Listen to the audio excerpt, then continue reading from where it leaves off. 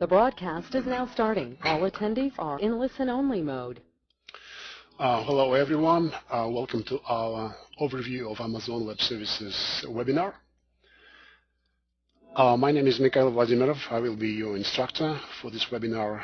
I work at WebEdge Solutions, a provider for a broad spectrum of various training classes to clients across the globe since last century, 1999. Let me first make sure that you can hear me well and you can see my screen. If you can open the Attendees tab in your GoToWebinar console, and please raise the hand.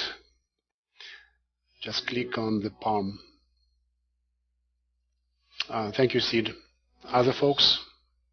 Can you hear me and can you see my screen? Thank you, Anne. Yeah, it looks like we're okay. Thank you very much. I understand you might have some experience with Amazon Web Services, and some of the topics that we will be touching might seem to be too basic for you, but that would be for the benefits of others. Since this is overview, kind of an introduction type of webinar, so I will touch on some of those points. We will go through the following items of business. We will review some of the milestones in the history of Amazon Web Services. Then we will quickly review what Amazon Web Services Management Console is, the GUI, the front dashboard for your Amazon Web Services account, and then we will create, we will do an overview of some of the more important services, the core services, including S3, EC2, and EBS. So those are the cornerstones of the cloud, but at the same time I will also expand a little bit here and there as appropriate on the topics around more important services. So let's get started. So Amazon Cloud is just a package of infrastructure services provided from Amazon data centers. They've got quite a number across the globe. And using Amazon Cloud gives you a number of benefits, so which are not specific to Amazon. Those are also applicable to Azure, Microsoft Cloud, as well as OpenStack, you name it, Google App Engine or Google Compute Engine. So what are the benefits for you to deploy your solutions in the cloud? First is just-in-time provisioning. That's the order of business, the usual thing. Pay-as-you-go as well. Marketing people, business-minded people like the shorter time to market, where you don't have to provision resources and you can apply for and get back the resources that you need. Of course, there are some quotas, like 20 EC2 instances in a particular region, and if you would like to exceed that number of instances or servers that you can launch, then you have to make a request to Amazon to expand that, and they would review based on the current situation how many instances they can give you. Same applies to other resources, but still it gives you a leg up of some of the folks which provide services from on-premise, in-house data centers. Cloud, particularly Amazon, gives you an innovation platform. You can start experimenting with some of the technologies that you haven't got the luxury of using before, and those things I will show the dashboard. You will appreciate the variety of services in a variety of problem domains. It might be just computing, or it might be messaging systems, or maybe caching, or storage, or analytics platforms, just to name a few. Cloud helps you to shorten your development cycles by way of cloning environments. It's a very nice feature. System administrators usually appreciate it. You have a way to clone environment, and you can burn an image, or you can create a snapshot of your hard drives, your virtual volumes, and then you can use them for other purposes, not only, for example, for development.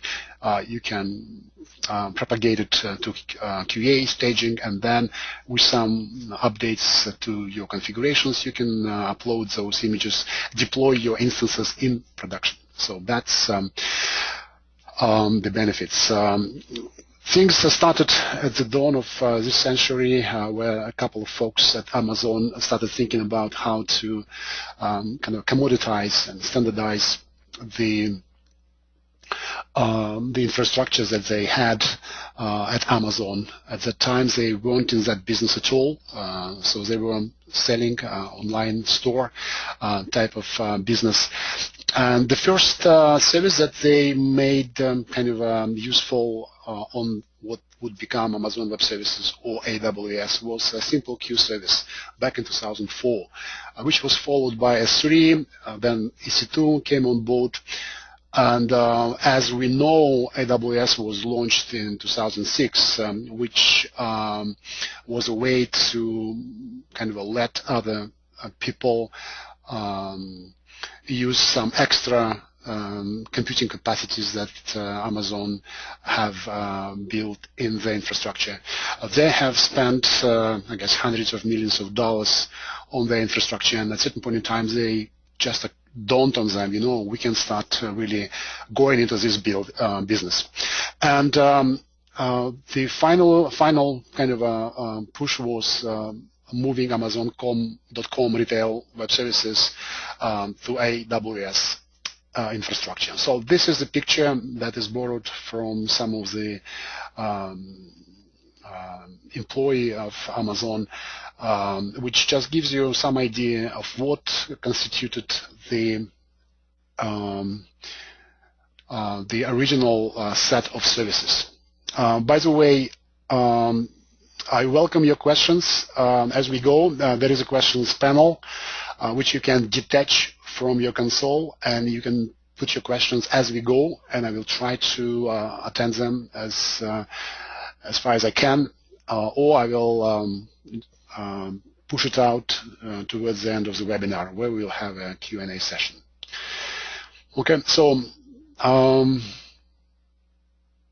as you see, you've got all the elements at this point in time. You've got the core EC2 in the middle, and you've got, let me maybe just highlight certain points for you. So the EC2 at the core, EC2, this is Elastic Compute Cloud, the virtual machines, the servers that were used as agents originally. So the simple queuing service used to forward requests from the web portal, and it was done in an asynchronous manner. So that was the architectural or design decision, which has proven to be the right one.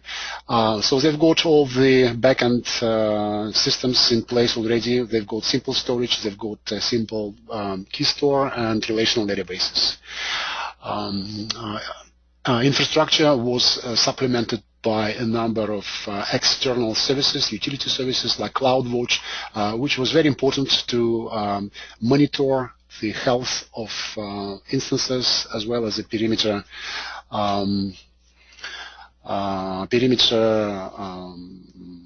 state of the cloud. So such metrics as latency, status code of HTTP requests like 404, 500, and some other metrics were collected, analyzed, and it helped to really fix problems as they occur. The other piece of the puzzle was to create the alarm engine, which was driven by policies, by rules engine.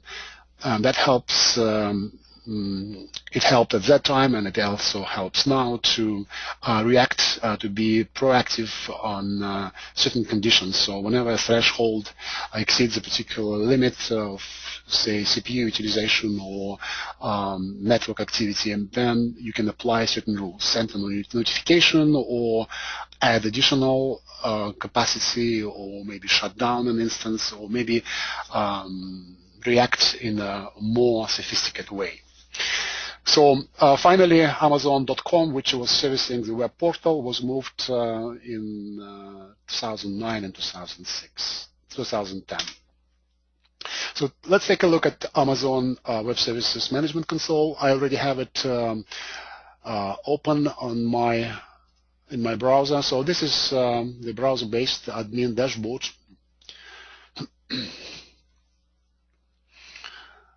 So let me zoom in a little bit. So as you see, you've got quite broad spectrum of services which are categorized in bigger blocks. For example, you've got compute, you've got databases, you've got networking, administration, security, and deployment, and so on and so forth. Amazon is doing a very good job. They are really innovative. They're trying to bring in new services to make Amazon Web Services very appealing to people. For example, the Hadoop for data analytics, which is all the rage now for handling big data, has found its own home at Amazon Web Services. So if you go to analytics section, you will find Manage Hadoop Framework or Elastic MapReduce.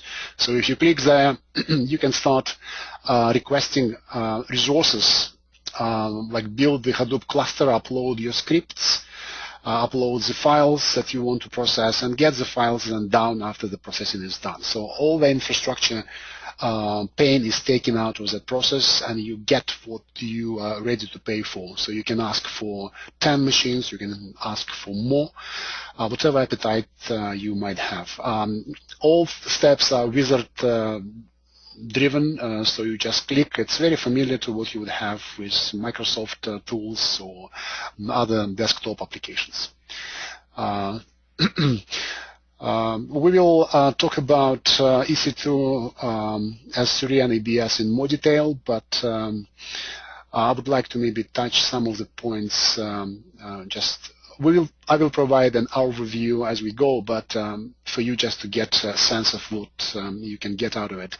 Elastic Beanstalk allows you to build a platform as a service where you can launch an environment where you can deploy your system of your preference. It might be Ruby on Rails, it might be Python, it might be Tomcat or Java-based applications, and so on and so forth. By the way, it has some advantage over Google App Engine, where you have some limitations. In this case, you would have a full-blown, unlimited access to APIs.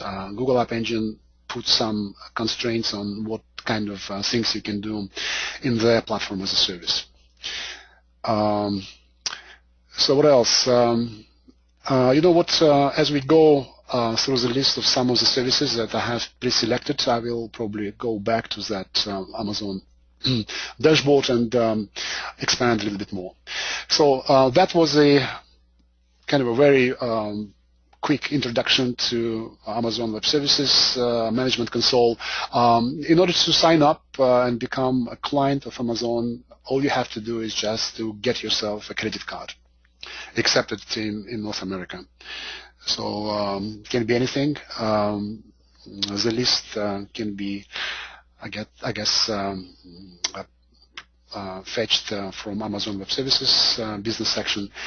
So signing up is very straightforward process. You just need a valid email address, a phone number on which they would call you to confirm and give you a PIN to activate account. And within 5-10 minutes, depending on how fast you can type, you will see this page. So you would be on Amazon Management Console, and you will be ready to start spending your money. Amazon is very business conscious, and they're very, I would say, accommodating. And for 1 year, for 12 months, you will have a free quota, which would amount to a certain amount of resources that you can consume. I'm not going to spend much time on it. It's pretty, I guess, lavish, and you can start really experimenting without incurring any costs. So get your manager to get the executive card, sign up and start experimenting. You will see lots of things that you might find attractive, whatever business you are in. Okay, so let's do a quick overview of some of more important Amazon Web Services. So there's a question from Morgan. Where could business intelligence fit in this console of service? Analytics. So it would be analytics. And if you really want to get to really building the warehouse-based services, then it would be database. Redshift is a service for you. And you would have the BI tools available for you. So that's something that Amazon has really invested heavily. So take a look at Redshift, but at the same time, you can also benefit from EMR, maybe some other services in the analytics section. Okay. So it's a very kind of a crowded slide, lots of services. But at the same time, if you start working, it's something that helps you to find your bearings in Amazon Web Services. Some of those services can be exposed directly to the outside world, for example, relational databases of choice. You can, I guess, have a Postgres database or Oracle exposed, deployed on the cloud, servicing your request on-premise. Other services are consumed internally only. I'm not going to spend much time, so you will receive a link to the PDF file of this presentation, so you can go back to that slide later on. Or you can get back to it, just take a snapshot, keep it on your desktop so that you can probably tick it off as understood, or put a question mark if you want to ask a question. So the first thing we need to touch on is that Amazon is about a distributed computing environment. Amazon currently services its clients through 11 geographical regions across the globe, and inside geographical region you would have what they call availability zone, or AZ for short, or AZ, whatever the background you have. So some of the services can operate across availability zones. Others would require you to make some provisions to replicate data. Also, there's some limitations. Whenever, for example, you want to create additional volumes for your EC2 instances, you have to be in the same availability zone, which is sort of isolated data center, which has its own power supply and some other provisions against any disasters that might happen. And it's interesting fact that as of end of last year, Amazon Web Services boasted 1.4 million servers deployed. Probably the biggest deployment of servers ever that they have. And they've got 28 availability zones. So let's take a very quick overview of some of the services. We will be talking about EC2 in more detail, so I am skipping that. Identity and access management is a way for you to create users, manage permissions. It's a very nice, powerful way to follow the best practices. When you sign up to Amazon, you will be given the root the main account with which you would log in.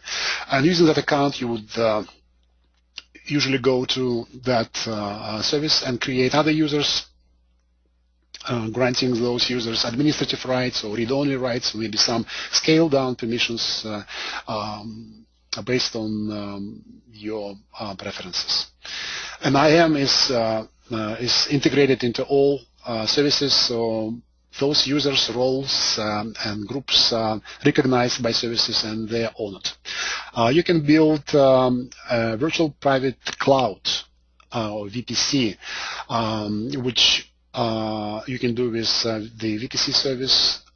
That is a very nice way to build the hybrid clouds, to extend your on-premise network with the private cloud deployed in Amazon.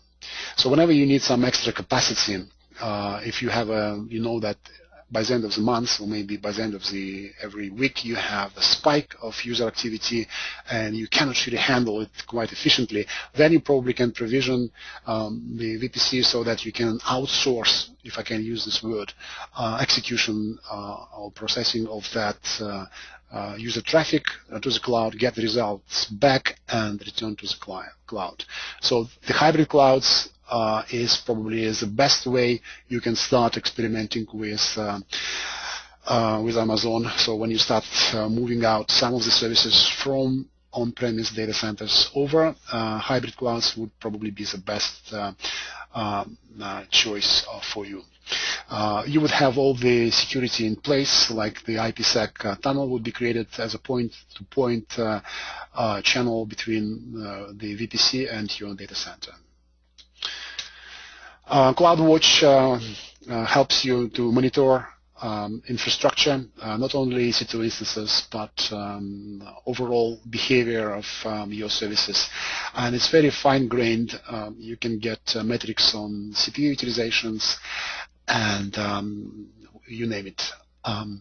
This service is tightly integrated with other services. That's what Amazon is very good about. They follow the service-oriented architecture principles where they build very narrow specialized services and they combine them in a very meaningful and practical way. For example, the auto-scaling service allows you to leverage metrics collected by CloudWatch and make some decisions based on your policies or your rules so that you can add more resources if needed. So the CloudWatch service would send that set of metrics, Cloud auto-scaling group would react appropriately, and everything is done transparently, everything is managed the way you would expect. Elastic load balancing can front your EC2 instances combined in a cluster. It's a very simple way. You don't need to really rush your Cisco router or any load balancer that you want to use and install it somewhere. Everything is done programmatically. Everything is shown to you as just an option on wizard-like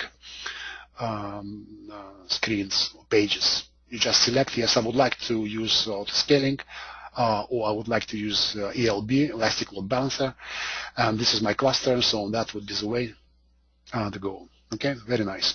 So Amazon Elastic Block Storage, it's a network-attached persistent storage that helps you to expand the capacity, the disk storage capacity of your EC2 instances. Actually, we're going to talk about this. What I'm going to mention is that in addition to RESTful endpoints, you would be able also to use BitTorrent. You can upload more efficiently data to S3.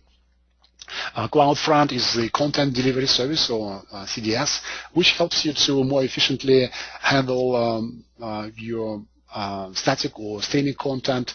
The CloudFront is just kind of a data manager. It would start moving things around the infrastructure closer to where your clients are. And those geographic locations that are identified by CloudFront, those are called edges, so that the latency for your clients would be minimized and there would be fewer hops to reach that particular edge rather than going across the globe somewhere to, I don't know, maybe Japan or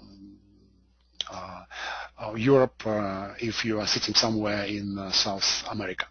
SignalDB is a key value per store, very simple key store value storage.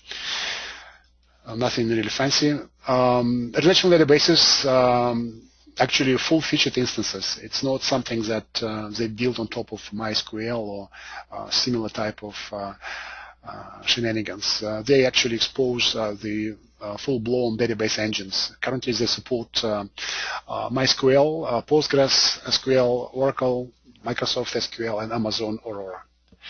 And those are managed instances. You don't need to do very much because AWS takes care of it, applies patches, does backups, things like that. SQS supports JMS, Java Messaging System Protocol or API. So if you come from Java, then you would be very pleasantly surprised. You just need to, I guess, modify slightly the creating of the connections, the first step, but after that, the queues, topics, and all other stuff are the plain vanilla JMS API. SMS allows you to use various forms of notification services in the publish pub/sub protocol. So you would just subscribe. It might be your email address, and you will be getting notifications when you to which you wish to subscribe. Elastic MapReduce allows you to leverage the hosted Hadoop framework for running MapReduce jobs. In addition to that, you have a choice of other Hadoop-centric application ecosystems such as Hive-Pig, you name it. And you have a choice between Amazon, open source distribution of Hadoop, as well as MapR, which is a little bit more efficient than the regular Hadoop because they implement a Hadoop interface natively, and you might gain some, I guess, leverage if you use MapR. And EMR is integrated with EC2 and S3. So EC2 provides you the cluster for machines which would crunch the data runs MapReduce and have the HDFS deployed. And S3 service hosts your input data and would also be used as the output folder for the results. And then when your Hadoop job is done, you can upload your own scripts, or you can take some of the samples that are provided. Then S3 would be just the place for you to go to that folder that you created and download the files. And Route 53, it's a DNS service, very versatile. So if you really want to think about a new registrar for your existing domains, take a look.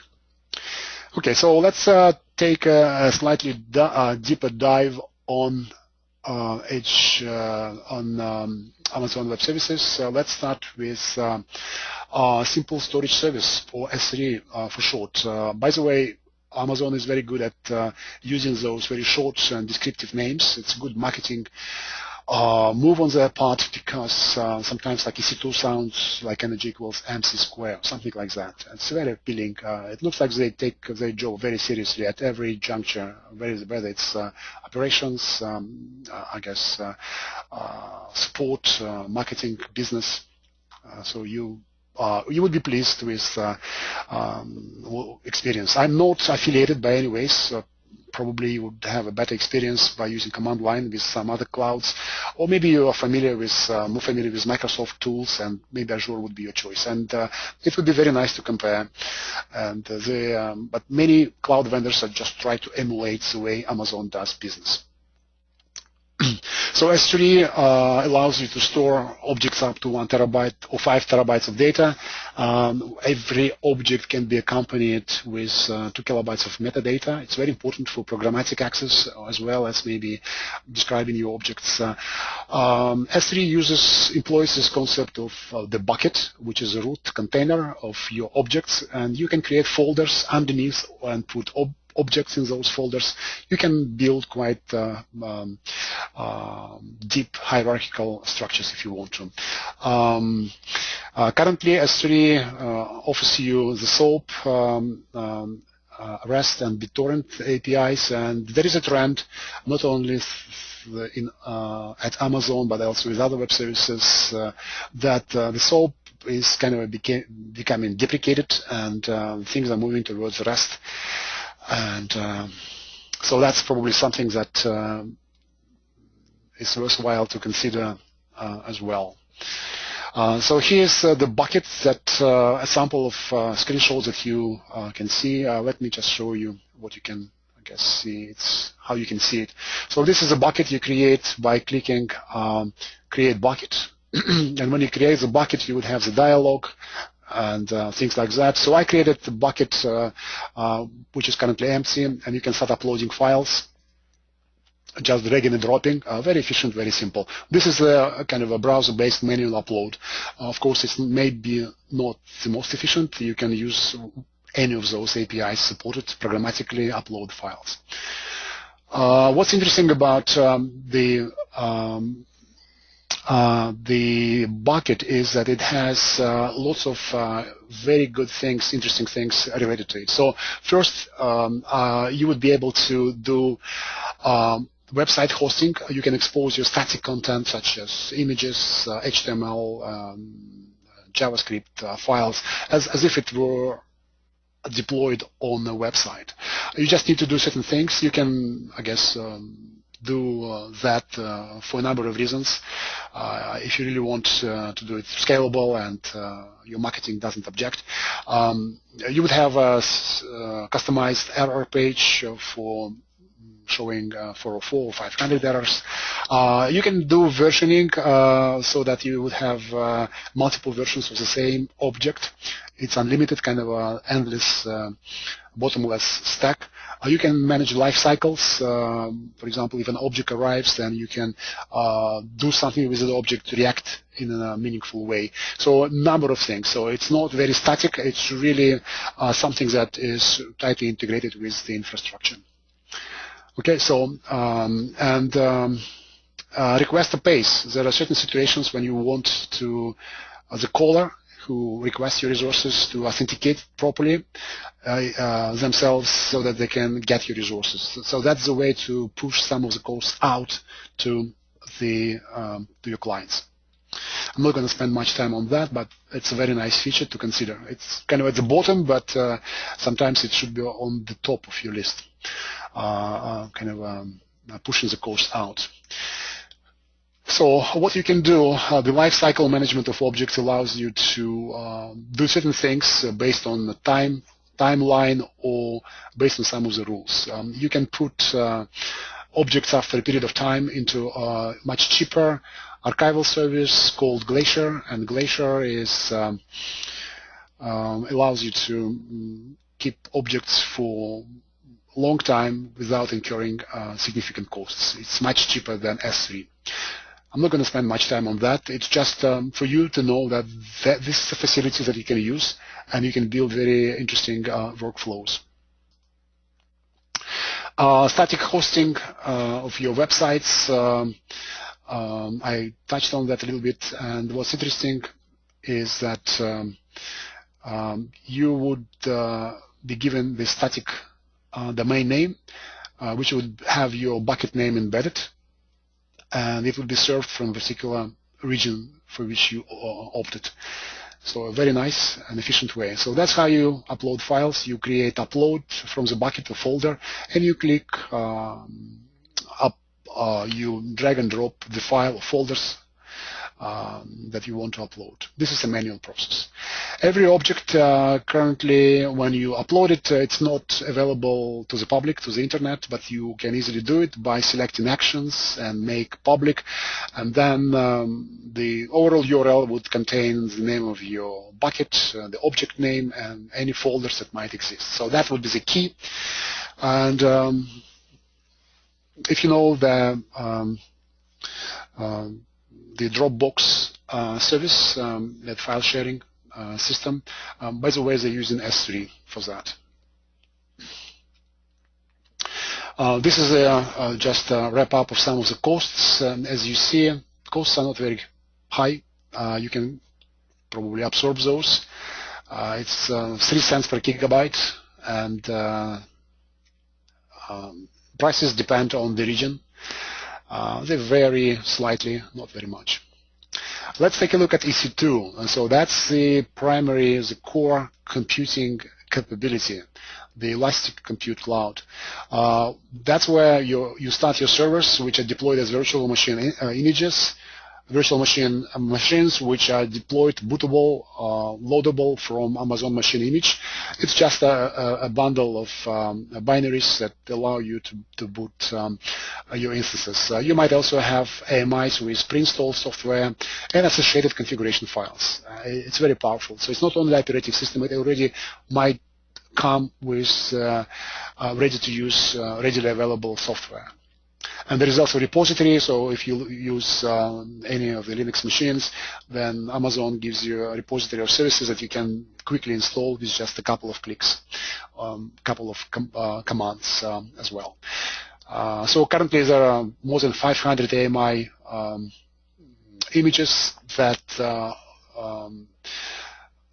supports a number of operating systems, various Linux distros, Windows servers, as well as some commercial software or popular open source software. So you've got quite a big choice. So let's take a look at some of the operating systems that are available. So you've got a choice of 62 and 64-bit machines, and you can select the type of the image that you would like to deploy, that the template or flavor of the virtual machine, so that it's more powerful. It has more virtual CPUs, more RAM, and overall more powerful machine. Certain things free, others because of some licensing constraints might cost you a little bit more. So you always got a choice of free Linux machines like CentOS, which is community enterprise edition of Red Hat, which is compatible with Red Hat if you work with that type of Linux, or Ubuntu. So this is a marketplace of tools and applications available. So you've got quite a big list of a variety of business software, developer tools, and other applications that you might find extremely useful. And pretty much that's where your innovation comes in. You can start playing around, experimenting, and you incur just minimum cost, would be probably just pennies for you. And when you sort of you're satisfied with that, then you can always kind of get a longer look and maybe start building prototypes, maybe testing out, doing dry runs, finding the sweet spot between those tools and what you can do. So Amazon gives you all that stuff out of the box. So instances, it's important to distinguish between a choice of EC2 instances that you might have. For example, the regular instances are the on-demand, for which you pay the regular price, but you also have a cheaper choice, which are offered through reserved instances offering as well as spot instances. So reserved instances, sort of provisioned instances for which you pay upfront a particular amount of money. There might be some other payment schedules, and you just commit to that data plan for 1 year or 3 years, and for a particular region, and then you can get a very significant drop in the prices, like up to 75%. And spot instances give you a way to bid for unused EC2 capacity, so that since EC2 has a pool of resources, and when that particular pool in the region is underutilized, then Amazon starts selling those resources. It's a regular sale, like a mega sale. And at this point in time, you can go to, if you set up a rule, you know, like a bid, like a buy option for your trading, that I would like to get 10 instances or 5 instances if the price for an instance drops below a particular level, like say 5 cents, as opposed to maybe 10 cents. So it's possible, but your application should be termination tolerant. So it should be probably something that it's not mission critical, because whenever the demand increases and spot instances price goes up and it exceeds the threshold for which you got your instances, those instances would be suspended, meaning that it wouldn't be terminated, but they would be idling. They would be not running, executing your job. You should be aware of this. So don't buy the cheapest cheese available. So you've got a number of types that you have an option to select from, and the instance types have a varying set of runtime characteristics such as size of the RAM, number of CPUs, storage, and you name it. And it's very important for you, don't trust what you see. You have to really, even Amazon themselves recommend it, you have to really run your application under particular load that you envision in the future so that you are satisfied. So don't think that, you know what, I've got that machine and it would behave as I expect. It might not be the case. So be careful. So this is the types matrix, which just gives you a very kind of a high-level overview of the main families. So those types are specialized for specific category, like for compute memory, storage, and recently EC2 has deprecated some of the original types that they had. So this is a list of the low-end type. As you see, it's just 1 GB of memory, 1 CPU. Nice. The high-end example gives you a choice of up to 32 virtual CPUs with 244 GB of RAM. And EC2 now supports solid-state drives. You can get multiple of the storage, like 8, for example, in the lower case, in the lower part of the screen. And you would deploy those NoSQL systems, which would take full advantage of the storage and everything. You have an option to import your existing virtual machines into EC2 using command line interface, and this is the types that are supported. VMware ESX servers are supported, Citrix Xen images, and Microsoft Hyper-V. You can also export images from EC2 and deploy them on-premise. So that's a nice way. Per region, you would have up to 20 on-demand instances, and you can buy so many reserved instances, and you can bid for 5 spot instances, no more than that. So this is by default. If you need more, call them, send them an email, and start negotiating with them to get more. So this is a screen that gives you some idea of what the spot instance fluctuation in price might look like. So this is by server, by instance type, by availability zone. You see it's quite a big span on distribution of those values. So probably you would need to spend some time to take a look at the previous history of fluctuation in price and expect. So that would be more of a kind of buying a stock on stock exchange. If you really want to gamble, that would be the way for you to spend some time. So what does SLA tell you? SLA gives you of EC2 gives you assurances that the monthly uptime percentage would be 99.95. So if you can tolerate that, then it's fine. If not, then probably EC2 is not cut for you, not yet. If you can get some compensation for maybe some lost time, those are expressed as credits, and credits are the percentage of times that your infrastructure was out for whatever reason, and those money would go towards your bill, so you'll probably get some compensation. It's very important to take a look at any SLA of any service and see if it really meets your high demands. So Elastic Block Store helps you to attach persistent storage. It's kind of a virtual hard drive that you would be able to attach to your EC2 instances. It's a network-based system, and your EC2 instances would see an ABS after some formatting, some processing as a local hard drive.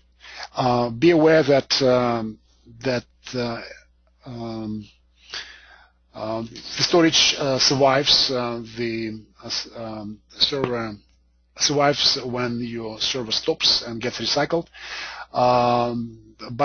Sometimes EC2 can be shipped with the ephemeral storage, which is called instance store, which would be erased or removed, recycled. So you have to pay attention to that.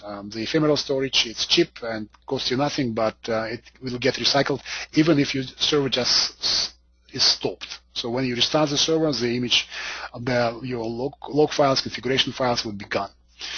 Okay, so you should use EBS whenever you need a persistent store which survives server restart.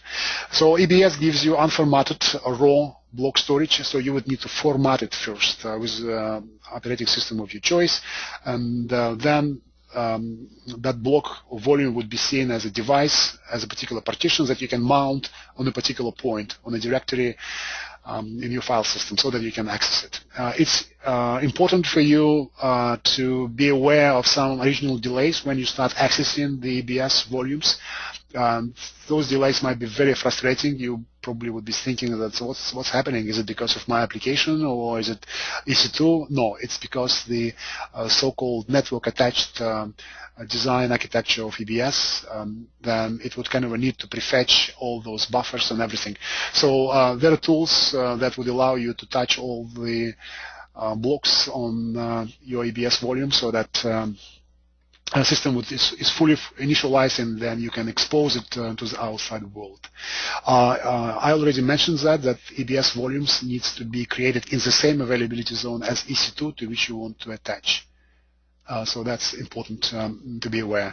EBS gives you some assurances that or guarantees against data loss, because EBS content is replicated within availability zone on several machines. Probably details are not known, but probably like 3-way replication is supported. So you should probably have some guarantees in this regard. Types of EBS, there is a drop-down. So when you create EBS volumes, there is a drop-down of the choice that you want to make. Everything starts at the bottom. It's like magnetic disk, which used to be the original EBS standard volume, which is the least performant, the slowest one. And then you can go all the way up to the provisioned IOPS. So those are SSD drives with the fastest options for input-output operations per second. And that's something that is more costly, but that would give you the throughput and latencies that you are looking for. It would give you a consistent performance. It would have very low latency, but the throughput would be limited, which is the same as the SSD. So you've got an option between those two if you want to. If kind of a throughput is the one that you are looking for, then probably the general purpose SSD would be enough. General purpose SSDs, solid state drives, can also have that extra input-output performance. They can expose that burstable characteristic of behavior, but that is limited to some minutes. So if you really want to have consistent performance, throughput, provisioned IOPS SSDs is the way to go. Okay, so volumes can be encrypted. 256-bit IS advanced encryption standard is the standard. It kind of gives you an extra peace of mind. Use cases. So this slide gives you some breakdown. So magnetic disk drive probably is good for doing some experimentation, proof of concept, maybe some build server type of things, whatever is not really mission critical. And you can go all the way up to very I/O intensive systems like relational databases and NoSQL systems. Prices vary by the region, and here's the list of prices for each category of EBS volume for the US East North Virginia availability zone. So you've got about like 10 cents per gigabyte for provisioned IOPS per month. By the way, if you stop your instance, your EC2 instances to which your volume, EBS volume is attached, you are not paying for the EC2 instance, but you are paying for the volume which is sitting there doing nothing, but still that's the storage that you're consuming, and Amazon, fairly enough, charges you for that. So be aware.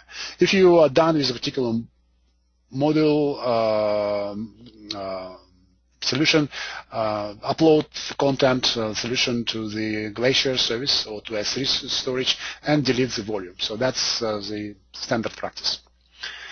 So creating ABS is pretty straightforward process.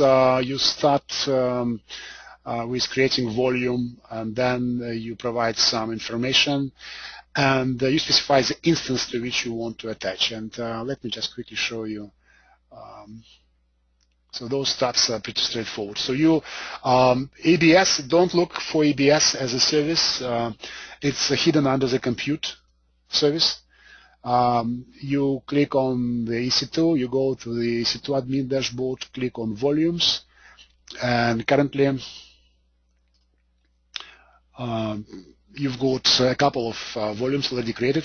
Create volume, and you select, remember that drop down that we talked about, that magnetic, and I'm interested in 1 gigabyte. I don't need to pay too much for this webinar. We select availability zone, and it should be for the one where you've got your EC2 instance. A snapshot ID, I don't want to encrypt. It would probably take some time to encrypt the data. And I do the create. Volume is created. It goes through some lifecycle processes, and then when it's in the active, ready to use status, you can start attaching it. Okay, so that's I take it out for the time being. So that volume would be exposed as the Linux device as a partition, like dev/sdf or sdh or whatever, and then you would need to connect to your EC2 instance, and you would need to format that partition with your file system of choice, like ext4, for example, and then you would need to mount it. By the way, newer Linux would rename that partition, so it might be confusing for some of the folks, frustrating, but that's the way. And by the way, so now instance is ready of the ABS module, and I right-click on it. So that's the volume, and I click on Attach Volume. So I would be asked for the instance. Currently, you see, I created an instance in a zone, and I don't see the instance ID. Otherwise, it would have been dropped down in the drop-down. And that's it. And then I would do attach. I'm not going to do it at the moment, but as you see, that wizard-like workflow-like screens really navigate you, give you a great deal of information if you need to. And it's very good developer or sysadmin experience or DevOps, whatever model you have. Okay, and when you're done, as I said, I'd rather delete the volume. I don't want to incur any costs. Yes, delete, and the image would be deleted pretty quickly.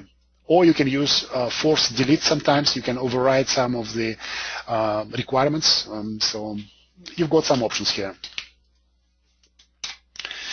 What's interesting is that ABS volumes that you have built can be aggregated in RAID configuration. Amazon recommends you RAID 0 or RAID 1. And you have a choice between fault tolerance versus performance. You can trade off those things. RAID 5, RAID 6 are not currently performing very well, and Amazon probably will eventually sort it out, or maybe they won't spend another round of millions of dollars to make it right. So you've got a choice between RAID 0 and RAID 1. So it gives you some leverage in this regard. Volume snapshots, a very powerful concept. That's where you can create a replica of your volume for post-mortem analysis, analyzing what might wrong. Or if you want to replicate that set of configuration or software that you have installed across various stages, like QA, user acceptance testing, staging, production, by just maybe changing some configuration files. That's where your shorter time to market comes in, where your development agility comes into play. So those things are something that really help you in a very significant way. Creating snapshot is a simple way. you just select the volumes that you would like to create a snapshot of, and just follow the wizard process, which would guide you through all the steps needed for that. Okay. So what are the cases for EBS? I guess this slide sums up some of the useful use cases. It's a mechanism for moving volumes across availability zones. So remember that the volume can only be attached to EC2 instance in the same availability zone. So you create a snapshot, you move it out through S3 storage, and then you can reattach it to an instance in another availability zone, another data center. So you can create the sort of the baseline for new volumes. You can, I guess, find many practical uses like backups of your volumes, and if you're really paranoid about losing your data and you don't trust anybody, you don't even trust yourself, then probably that would be the way for you to use it. Okay, so our offerings. In this section, we offer a number of classes. Here's links to 2 of those classes that you might be interested. And this is summary. So we reviewed some of the points in history of Amazon. We also quickly reviewed some of the web services, and we spent some time looking at S3, EC2, and EBS, because those are the fundamental building blocks of your services. Everything else is just, I guess, I would say satellite services, which help you do this and that, but that's what we, I guess, originally think of the cloud, what it is, so those services. Okay, so we almost, I guess, approaching the time of the end of this webinar. Any questions? Okay. So Tim was asking to show some of the big data options. Let's take a quick look. So if you go to AMR, let's say you already have data uploaded, right? Data should be in S3. So you start with creating a cluster. So cluster is needed because the system would need the node manager. The system would need some dedicated machines that take care of the health of the system. So you just give your cluster a name. You can select at this point in time the location of for your log files, and you can have some tags that can be accessed. You select the options. So you have an options between a map-R. I guess M3 is a free version, but M7 is an option for which you have to pay money. So a map-R is not open source. It's a proprietary closed-end software, which is compatible with Hadoop. Okay, so and then you select the AMI version of Hadoop. You've got old ones, you've got new ones, and you start maybe selecting some of the applications which you would like to use. For example, if you're experienced with Pig or Hive, then you would select those, add, and you continue, just click through, and eventually you would be asked for how many instances you would like to provision. You would select like a number of EC2 instances. It would be 5 or 10. That's it. And then there would be a place for you to specify the script that needs to be used and things like that. So it's kind of at the point of your mouse to set up quickly and provision the cluster in a matter of minutes. A very powerful thing. So I'm not going to spend much time. Any more questions? Let me just cancel this process. Okay. How to get a copy of the presented deck? I believe, Sam, you should get a link to a PDF file. If you didn't, let me just check my email.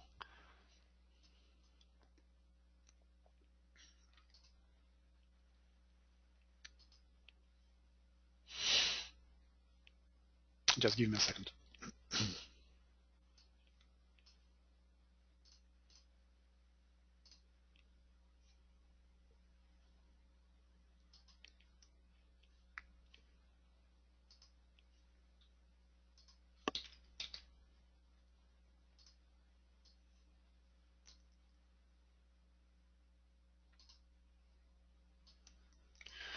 Okay, so let me share the link with you. I'm going to send you through the chat window to everyone so that you can copy it.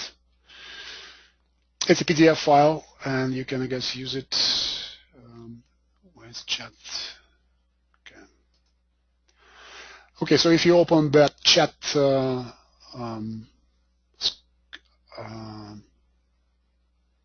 insertion, then you would be able to get it.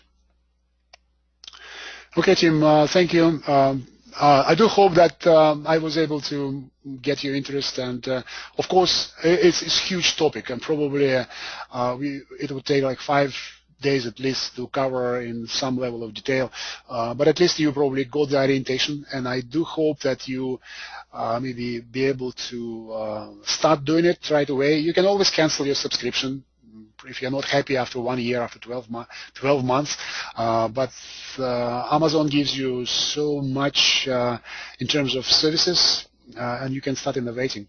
But at the same time, again, as I said, I'm not affiliated, so try out Azure, try out whatever you can get from Google, OpenStack, other clouds that are available, platform as a service, infrastructure as a service, whatever would be suitable.